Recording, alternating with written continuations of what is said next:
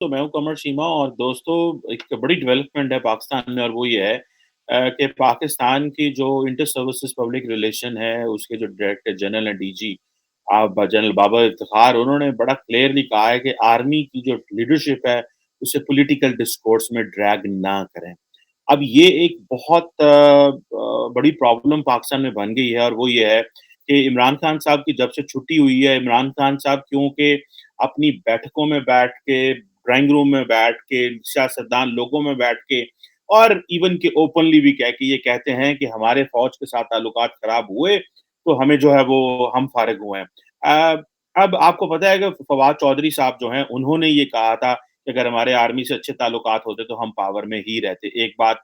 अ, और दूसरा बात ये है कि रिसेंटली जो पंजाब के गवर्नर हैं जनाब उमर सरफराज चीमा साहब हमारे अच्छे दोस्त हैं, उन्होंने भी एक काम किया कि उन्होंने जनाब कहा कि जी आर्मी की इंटरवेंशन की कि मुझे जनाब एक हवालदार दें, 3-4 सिपाही दें और देखें मैं इनका पंजाब हुकूमत का क्या करता और इस तरह की बातें करनी शुरू कर दी। फिर ये है कि ऑडियो वीडियो क्लिप्स आने शुरू हो गए। एक सहाफ़ी हैं समी इब्राहिम साहब जो कि अमेरिका में बैठे हुए हैं और उन्होंने कहा जनाब के जनरल बाजवा जो हैं, वो अमेरिका के साथ मिलके उन्होंने इमरान खान का जो है वो तख्ता उड़ाया जो कि इंतहाई नामुनासिब एक मैं समझूँगा बदतमीज़ी है और उसकी वजह ये है कि देखें आपकी भले इख्तिलाफ हो सकते हैं, आपको पॉलिसी से इख्तिलाफ हो सकता है, लेकिन इस तरह सीधे के सीधे ये कह देना कि आपके मुल्क का जो आर्मी चीफ है, वो किसी और मुल्क के साथ मिला हुआ है।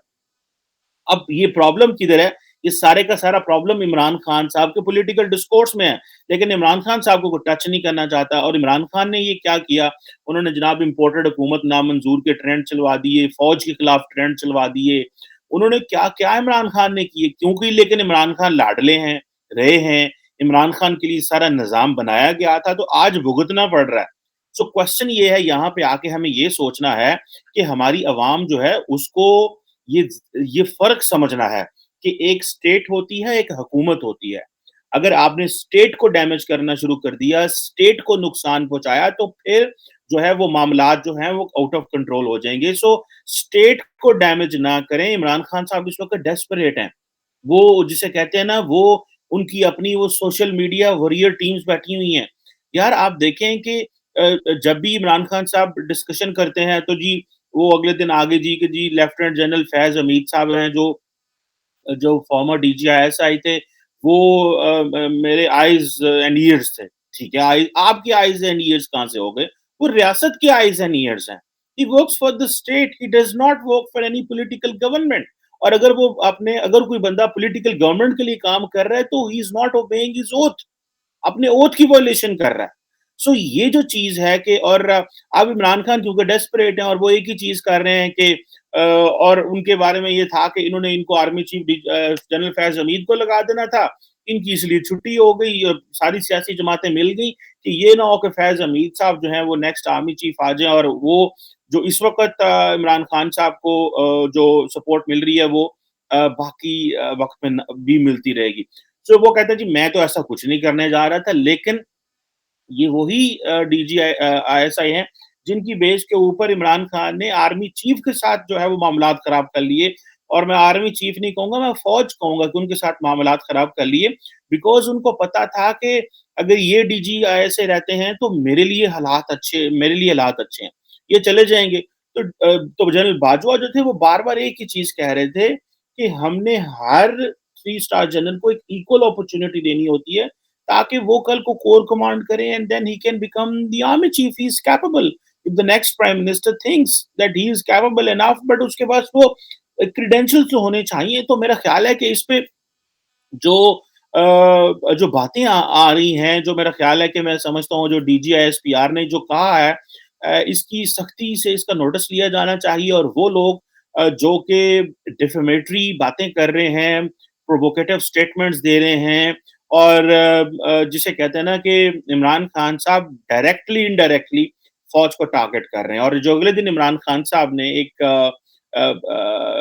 जो जलसा किया उसमें उन्होंने कहा कि मैं बता दूं आपको शहबाज शरीफ और फलां फलां फलां तुम और तुम्हारे हैंडलर तो इट मींस हैंडलर कौन है हैंडलर को अमेरिका तो नहीं से नहीं आने थे ना ये इंग्लैंड से तो नहीं हैंडलर हैंडलर तो वो अदारों को कह रहे थे पाकिस्तान के कि देखो ये जो तुम्हारे अदारे हैं, ये सुन लें कान खोल के। सो इस तरह तो वो बातें कर रहे हैं। क्यों? सो बेसिकली फ़ौज एक-एक चीज़ को देख रही है, समझ रही है और फ़ौज ने अपने आप को जो न्यूट्रल किया है, पहली बात है उनको इमरान खान साहब की जो मदद थी वो भी नहीं करनी चाहिए थी, जो उन्होंने माज़ी में की। चलो जो हुआ जैसे हुआ, ये ग एक एक गलती हो गई उसको उन्होंने कर दिया, देखा कि इमरान खान साहब जो हैं वो डिलीवर नहीं कर पाए, उनसे चीज़ें नहीं चली। तो एक डेमोक्रेटिक तब्दीली आई है। ये इमरान खान साहब की गलती है। अगर क्या ये फ़ौज का काम था या डीजीआईएसआई का काम है कि इमरान खान के नंबर पार्लियामेंट में पूरे करने? अगर वो करते रहे हैं तो मैं समझता हूँ गलत करते रहे हैं।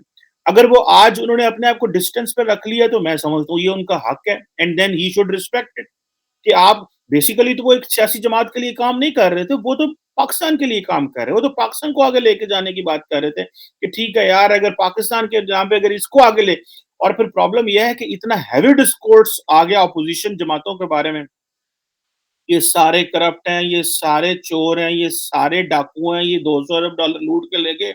इमरान खान की इतनी मदद की गई, इमरान खान को इतना पुश किया गया, इमरान खान की इतनी सपोर्ट की गई, इन सियासी जमातों को ये जो आज सारी इकट्ठी हैं कि ये चोर डाकू हैं, कि आज जब आप उन चोर डाकू जो हैं वो पावर में जिनको अब आप कह रहे हैं कि आ गए हैं, तो अब ज़ाहिर बात है अब परेशानी है अदारों को और सब लोगों को कि ये क्या हो रहा है।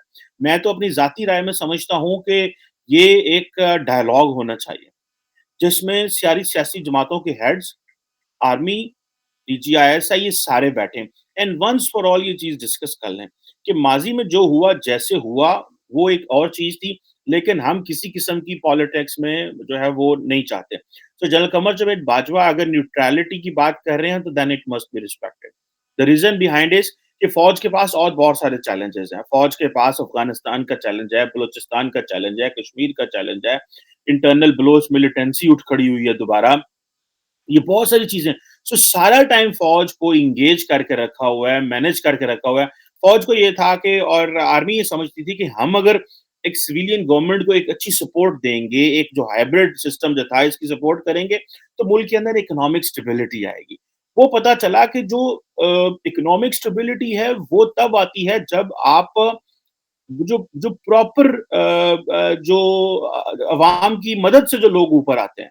देखिए इमरान खान साहब के लिए 2018 के इलेक्शन में एक माहौल बनाया गया था, एक एनवायरनमेंट क्रिएट किया गया। उस एनवायरनमेंट में बहुत सारे लोगों ने इमरान खान को जॉइन कर लिया। लेकिन इमरान खान की वो कैपेबिलिटी, कैपेसिटी नहीं थी, उनके पास टीम नहीं थी, वो एंगेज नहीं कर पाए और वो कह रहे थे कि मैं हर चीज़ आउटसोर्स कर रहा हूँ। वो अपने पॉलिटिकल इश्यूज़ भी आउटसोर्स कर देते थे, वो स्टेट के इश्यूज़ भी आउटसोर्स कर देते, वो अपने पार्टी के इश्यू भी आउटसोर्स कर सकते। भई आपका जो काम है वो ये था, आपने अपनी पार्टी चलानी है, पार्टी तो अच्छे से चलाएँ।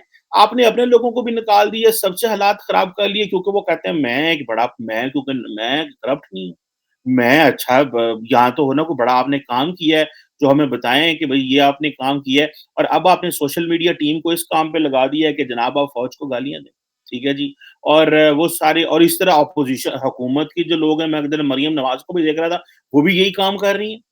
कि वो भी फॉर्मर डीजी आईएसआई के नाम बीच में जो घेरी जा रही हैं। सो इस वक़्त वन्स फॉर ऑल ये मसले को बैठ के हल कर लेना चाहिए।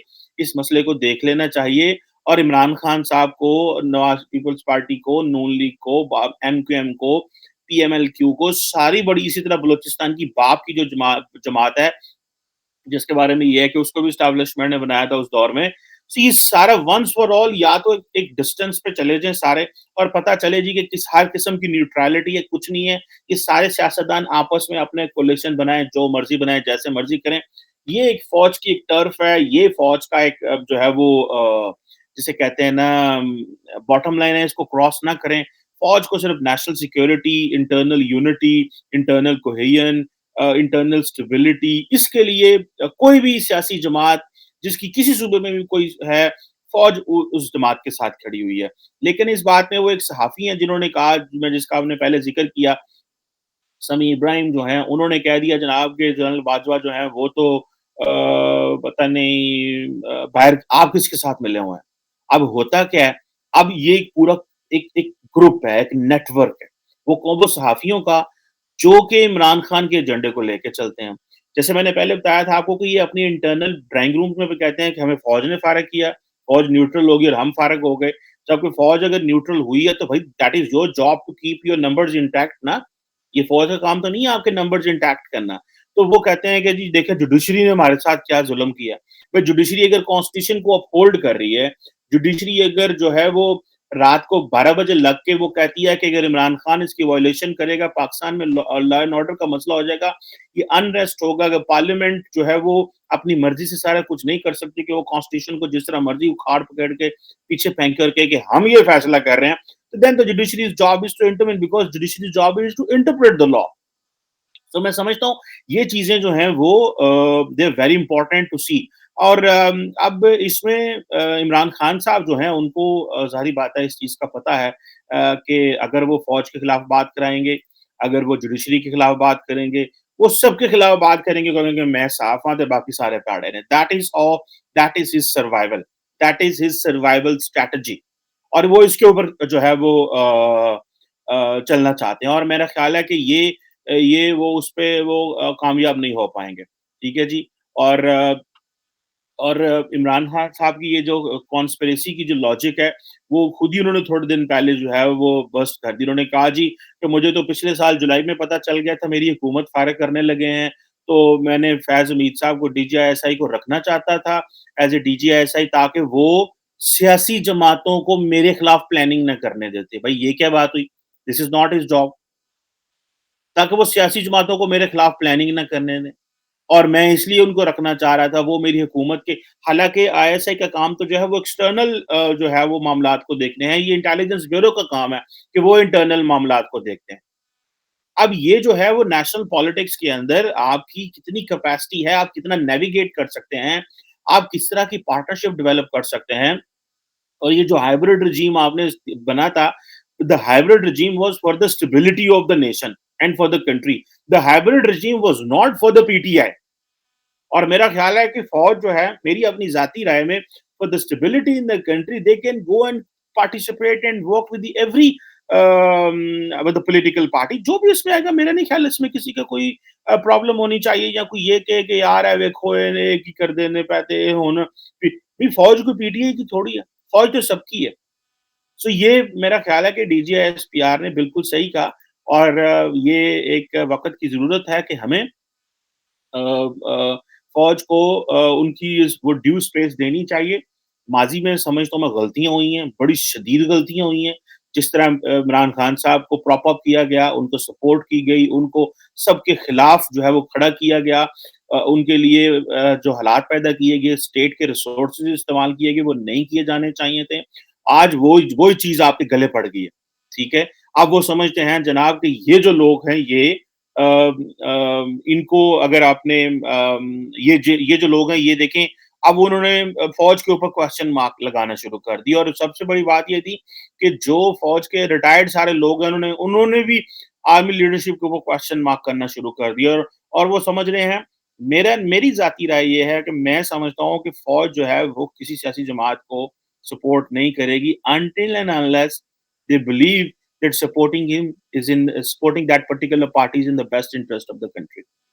और ये तजर्बा भी होके करके देख लिया, खुल्लम खुल्ला तजर्बा हो गया कि जी ये देखें आप, ये तजर्बा हमने कर लिया, ये तजर्बा नाकाम हो गया, now let give it to. अब आज जिस तरह मैं कल भी अपने व्लॉग्स में अक्सर कहता रहता हूँ कि अभी जो हुकूमत आई है, जिसमें पीपल्स पार्टी है, नून लीग है, they are far more smarter, they have their own political capital.